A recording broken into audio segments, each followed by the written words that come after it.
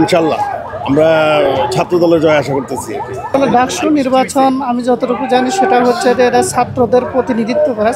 ডাকসু থেকে বাংলাদেশের স্বাধীনতার আন্দোলন থেকে শুরু করে জুলাই বিপ্লব সবকিছুই অনুষ্ঠিত হয়েছে।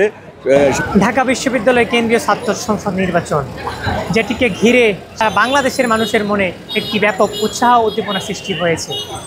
আজ 9 সেপ্টেম্বর সকাল 8টা থেকে ঢাকা বিশ্ববিদ্যালয় প্রাঙ্গণের 8টি ভোট কেন্দ্রে কিন্তু এই নির্বাচনটি অনুষ্ঠিত হচ্ছে।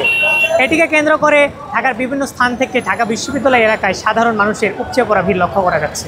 তারা এই নির্বাচনকে কেন্দ্র করে কি ভাবছে এবং তাদের প্রত্যাশা জানার চেষ্টা করব আমরা। সঙ্গে আছি আমি শোয়েব আলী। অক্সফোর্ড নামে খ্যাত ঢাকা বিশ্ববিদ্যালয় 1921 সালে প্রতিষ্ঠিত হয়েছিল। পরবর্তীতে 1923 এবং 24 সাল থেকে ডাকসু শুরু হয়েছে। পরবর্তী 53 সালে ডাকসুর গঠনতন্ত্র পরিবর্তন হয় এবং পরবর্তীতে এই ডাকসু নির্বাচন হয়েছে। অনেক প্রার্থী নির্বাচিত হয়েছেন, তারা অবদান রাখছে। আমি বলতে চাই যে ডাকসু এটা এমন একটি নির্বাচন যেখানে এই নির্বাচিত ক্যান্ডিডেট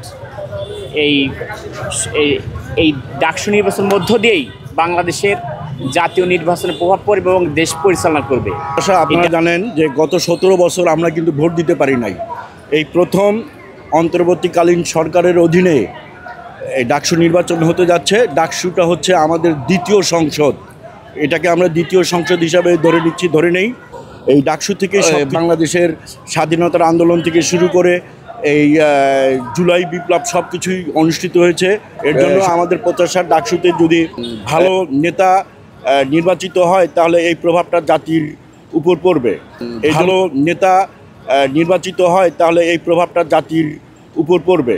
ডাকসু নির্বাচন নিয়ে আমার প্রত্যাশা ব্যালট 21 আমরা জয় আশাবাদী। ইনশাল্লাহ আমরা ছাত্র দলের জয় আশা করতেছি।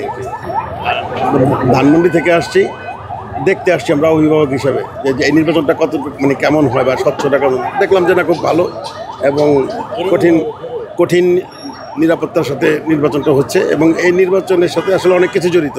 এই জন্য আমরা উচ্চভাবে দেখতে আসছি। এই ডাকসুতে যারা উত্তীর্ণ হবে তারা এই রাষ্ট্রের বিভিন্ন প্রয়োজনে তারা অবদান রাখবে। আপনি জানেন যে বিগত 17 বছরে এই বাংলাদেশে কোনো আইনের শাসন ছিল না, নির্বাচনী ব্যবস্থাকে সম্পূর্ণ ধ্বংস করেছিল। রাষ্ট্রের যে নির্বাচনী যে প্রতিষ্ঠানগুলো, গণতান্ত্রিক যে প্রতিষ্ঠানগুলো স্বৈরাচারী শেখ হাসিনাকে ধ্বংস করেছিল। কিন্তু আজকে 5ই আগস্টের 24শে গণঅভ্যুত্থানের পর বাংলাদেশের রাজনীতি অনেকটা পরিবর্তন হয়েছে। মানুষ কথা বলতে পারছে, তাদের মতামত প্রকাশ করতে পারছে। আমি মনে করি ভোটের মাধ্যমে তারা তাদের মতামত প্রকাশ করবেন। ডাকসু নির্বাচন আমি যতটুকু জানি সেটা হচ্ছে যে এরা ছাত্রদের প্রতিনিধিত্ব করে। ছাত্ররা তাদের যে সমস্যাগুলো, এই সমস্যাগুলো সমাধানের বিষয়ে তাদের যে প্রশাসনিক ব্যবস্থা, অর্থাৎ প্রত্যেকটা কলেজের, প্রত্যেকটা ইউনিভার্সিটির যে সমস্যাগুলো থাকে, ক্যান্টিন থেকে শুরু করে বাসের সমস্যা, বাসস্থানের সমস্যা, এই সমস্যাগুলো নিয়ে তারা সমাধানের জন্য প্রশাসনিকভাবে তারা প্রচেষ্টা চালায় এবং এই প্রচেষ্টার প্রতিনিধি হিসাবে তারা ডাকসুতে কাজ করে বলে জানেন। ডাকসু নির্বাচনটা আসলে দ্বিতীয় পার্লামেন্ট বলা হয় ডাকসুকে।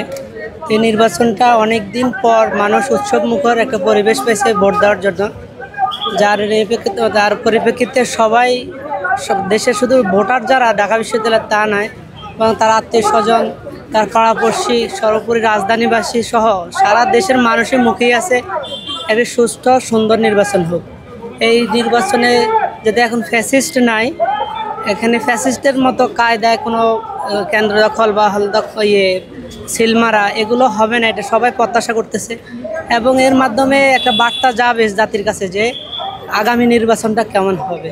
ঢাকা বিশ্ববিদ্যালয় নির্বাচিত যিনি হবেন তিনি বিশ্ববিদ্যালয়ের আবাসন, হোস্টেল, এরপর শিক্ষার মান, নারীদের নিরাপত্তা, প্রত্যেকটি পার্টগুলো তারা যত্ন নেবেন এবং বাংলাদেশের একমাত্র বিদ্যাপীঠ যেটা অক্সফোর্ড নামে খ্যাত, এই ঢাকা বিশ্ববিদ্যালয়ে যদি সুশৃঙ্খল একটি পরিবেশ তৈরি হয়, বাংলাদেশের শিক্ষা ব্যবস্থার আমূল পরিবর্তন ঘটবে এবং